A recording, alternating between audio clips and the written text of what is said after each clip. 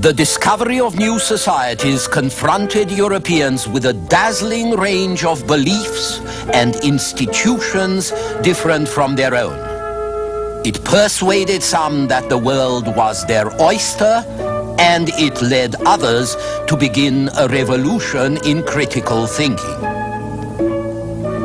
The Renaissance and the New World, this time on the Western tradition.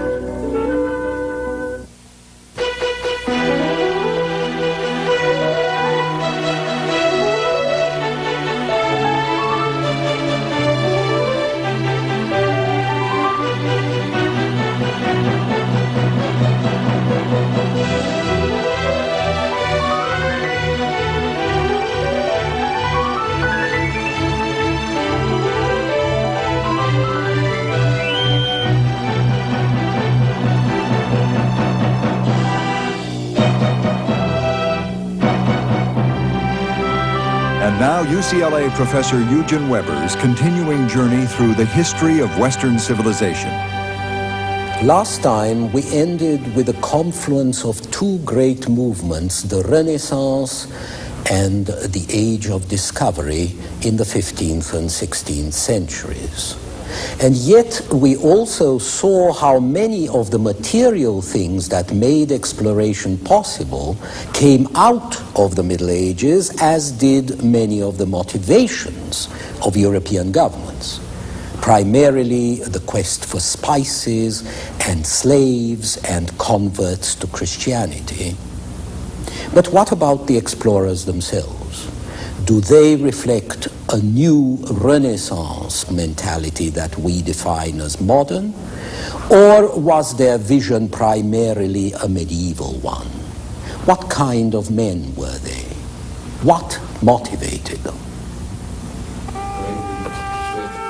As evidence, we have Richard Chancellor's statement that he was describing his search for a northeast passage in 1553 so that, as he says, he may encourage others to the like travel.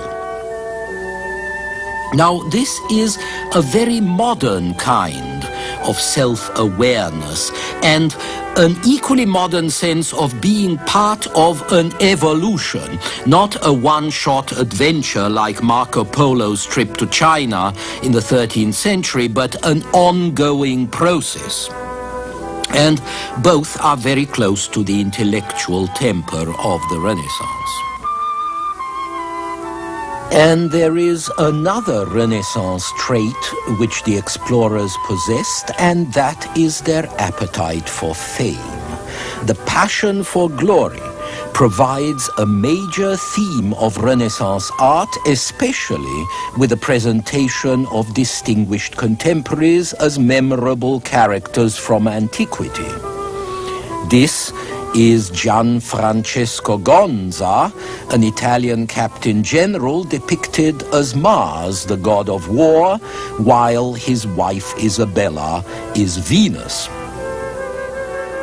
Some explorers like Columbus were also fired by missionary zeal.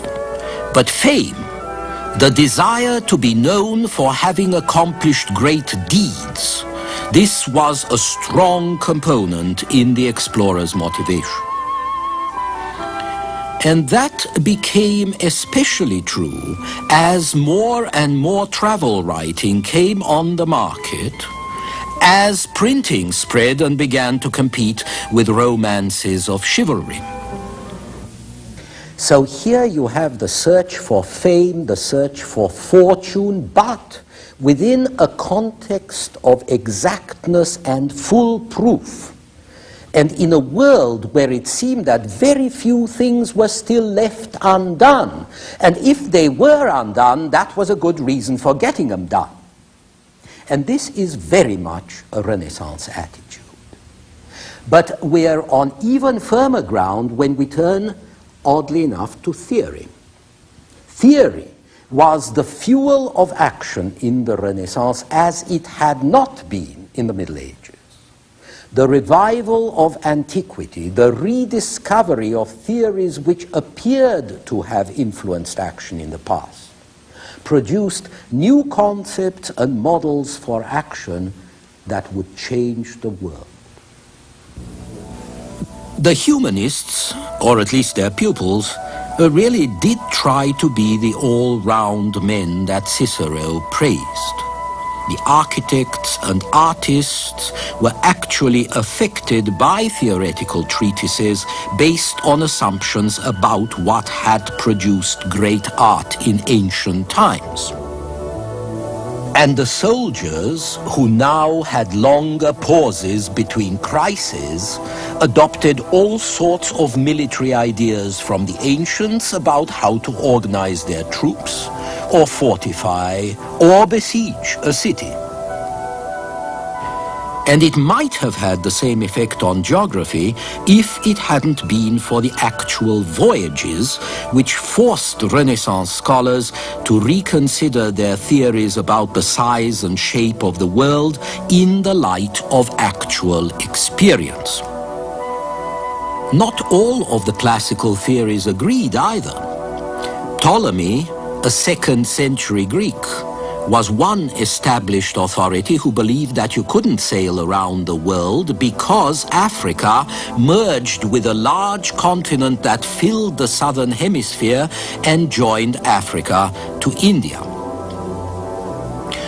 On the other hand, there was the geographer Strabo, a contemporary of Augustus, who thought that the ocean sea to the west washed the southern shores of Asia. You had to be careful when you sailed the ocean because you might fall over the edge. Still, Strabo believed, to quote him, that the uninhabited world forms a complete circle, itself meeting itself, so that if the immensity of the Atlantic did not prevent it, we could sail from Iberia to India along one and the same parallel. By the early 1400s, Strabo's theories were gaining ground as sea charts and ship logs got better. There was also constant contact between the sailors, the theorists, and the map makers.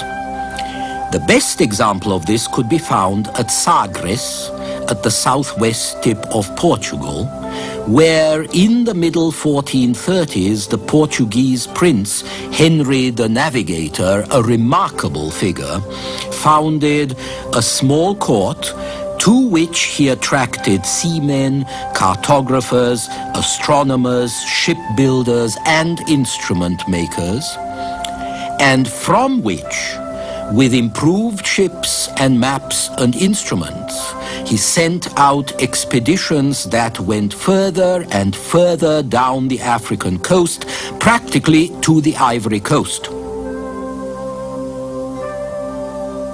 Henry's ultimate purpose, and he wasn't alone in this, was to outflank the power of Islam and to establish direct commercial contact with the source of gold and slaves, ivory and spices in Africa and in Asia. So Henry's brother went to Florence to buy maps, and Columbus elicited an important letter from another Florentine geographer, Toscanelli, that assured him that he could get to China by sailing west. And when the sailors made their discoveries, they were quickly recorded in the maps the cartographers drew up and revised for other sailors to use. This map belonged to Columbus. In essence, this process of exploration was the first demonstration of the scientific method, proceeding from hypothesis to experiment and then on to a new hypothesis. And it was demonstrated for all interested men to see in the largest and the most dramatic way.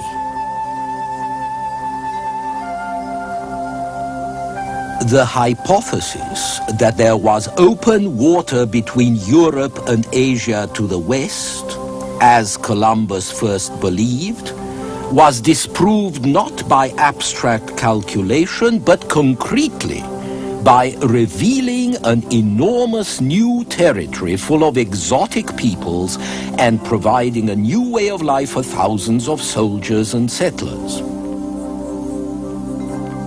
And it was a continuous process with the findings and ideas of one man entered on maps until further experimental voyages disproved them or revised them.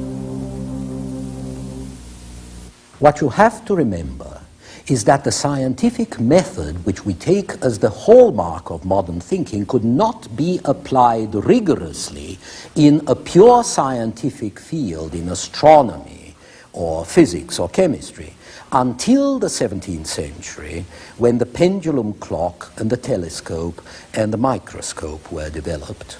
Before that, however hard the would-be scientist thought, it was difficult to verify his ideas because the means for scientific proof were rudimentary. One field where you could actually verify theory was the field of discovery through the cooperation between the theorizers at home and the observers in their ships. You might even say that the first scientific laboratory was the world itself.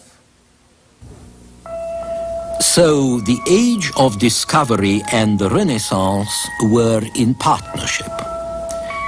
But it was a fumbling and confused relationship because the first explorers carried with them a mass of medieval presuppositions which prevented them from making a properly objective report on what they saw. What the public wanted and got a lot of were monsters and marvels, and giants and dwarfs and headless men with faces in their chests, and dog-headed men, and men with one huge foot which they could use as a sunshade, and all kinds of other grotesques. Another feature in the new lands that people wanted to find or to hear about was the existence of an earthly paradise. Some golden age existence where men could be found happy, naked, free, without government or property, without disease or melancholy. One major reason why Europeans wanted to believe in the existence of paradise was that they fared so badly at home, where they were torn by war, eaten by plague, brutalized by poverty and famine and all kinds of other troubles.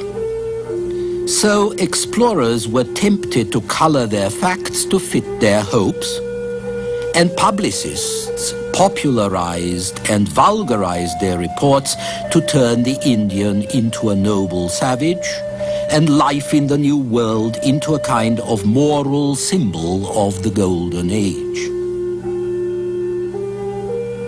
But these fantasies were going to collide with something else, something very urgent and very concrete, which was the religious issue.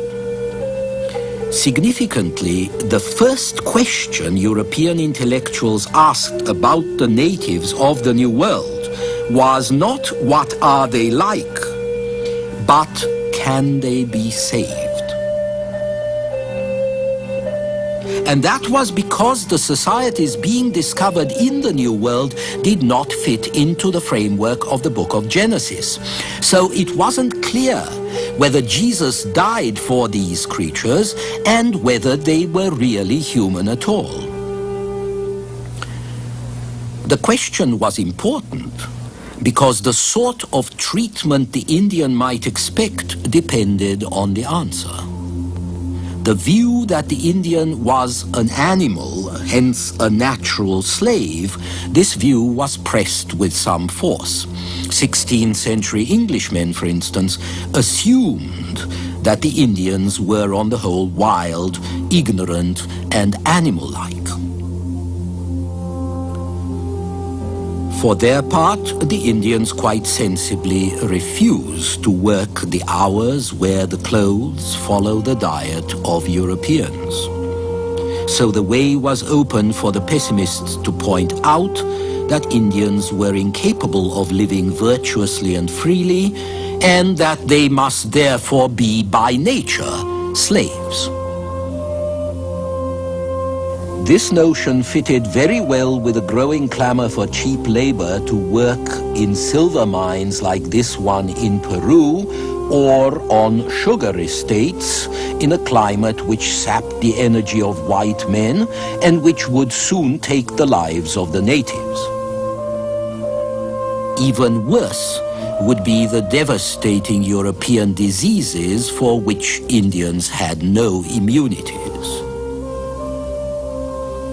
With European brutality confirmed by economic need, with forcible conversion to Christianity accepted as common necessity, the slave trade took on a new and long-enduring lease of life, or rather death.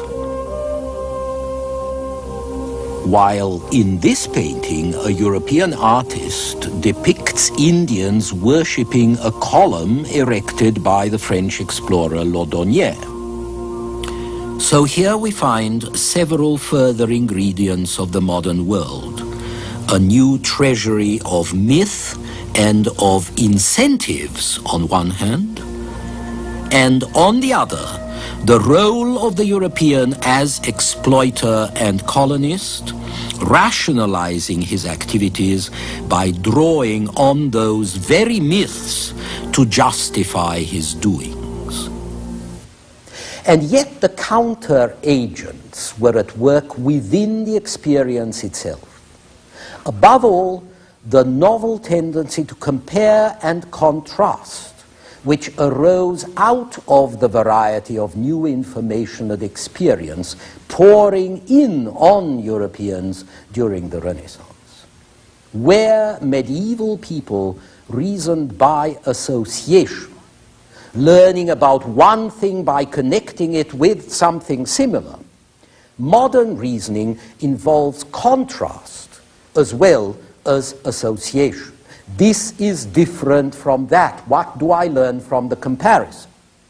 And this kind of thinking entered our intellectual habits, not only when the humanists of the Renaissance revived the civilization of pre-Christian antiquity and compared it with their own, but also when newly discovered societies all over the world confronted Europeans with a wide range of governments and religions and social habits that were different from their own.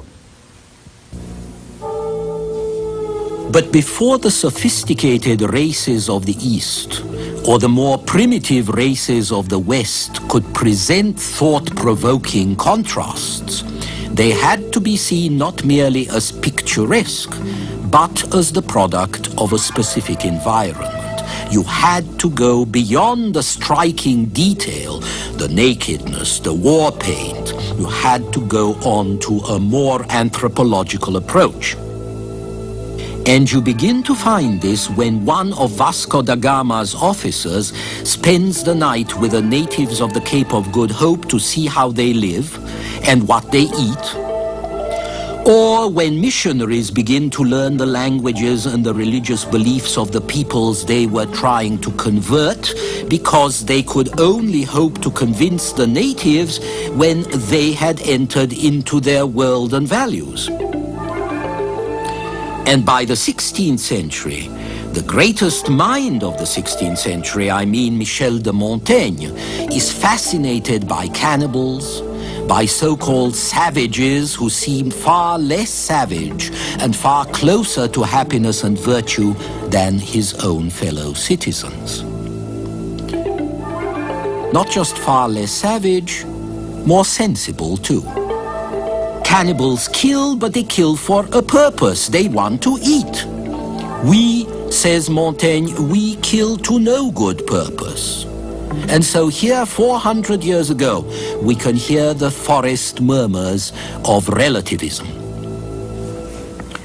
But it was very far away, and it was going to be a very slow process that culminated in the 18th century, when the comparative study of strange societies and religions and brave new worlds would lead to a critical re-evaluation of European religion, philosophy, and political structures. But that had its roots, I think, in the Renaissance, in the growing willingness based on a growing necessity to see, estimate, evaluate, test, to learn more and actually use it. Invest it, so to speak, in order to learn more still, to seek not only knowledge, but precise knowledge, to examine not only the self subjectively, which was one of the great joys of Renaissance humanists, but the world objectively, because objectivity was the great liberator, the widener of mental horizons, the progenitor of modern science. It was fed by forcing the imagination not inward, but outward, exposing it to challenging information about different ways of life. It was the humanists like Erasmus who laid the ground for this critical and comparative approach to information and experience. And when Erasmus and the other humanists said that one authority was superior to another, that a Roman author was a better source of wisdom than a doctor of the medieval church, they implied the right to decide between different authorities, and therefore the possibility to judge for yourself. And the best of them, like Leonardo da Vinci, decided to place experience and experiment above any book, above any second-hand authority, and this was something new. Leonardo was not only a great painter of subtlety and understated harmony, he was also a great architect and engineer. His great love was scientific observation, especially anatomy. He was fascinated by the forces that move nature. This sketch is from his study of hydrology, the properties of water. And he approached these forces in a thoroughly empirical way. When he works out his geological theories, he doesn't look for a text in Aristotle, he looks around him. He notes that things that are born in salt water are found on high mountains far from present seas. And he concludes the phenomena we witness explain the past. He dissects bodies, he suggests the possibilities of comparative anatomy, he predicts the helicopter, and when he dies in France in 1519, his title is first painter, architect, and mechanic of the king. Soon after Leonardo's death, a French physician, Ambroise Paré, provided the formula of the new scientific approach when he wrote that we have to use the ancients as stilts or towers from which we can see further than they did. But, said Paré, whenever experiment contradicted the ancients, we must follow what we see. Tradition is no use if it just encourages you to go on making other people's mistakes because you're too lazy or too timid to strike out for yourself. I would prefer to do everything by myself than to fall into error with the sages and even with all mankind. Knowledge, says Paré, is a great thing, but only if it is based on experience. This new attitude was going to lead men to examine things for themselves, natural phenomena, political institutions, even the Bible. Until the Renaissance, all these had been accepted simply because they were there. Now they could be considered in terms of appropriateness, effectiveness, and opportunity. Obviously, this didn't all happen at once. Most people conformed as they had always done without much question. But the fact remains that by the 1600s, knowledge and science had ceased to rest on an inert tradition transmitted from the past. They became the knowledge, science, investigation of what is, which you acquire by searching and looking and drawing conclusions from what you see. And this is a revolution, or at least it's the beginning of a revolution, as we shall see in the programs ahead.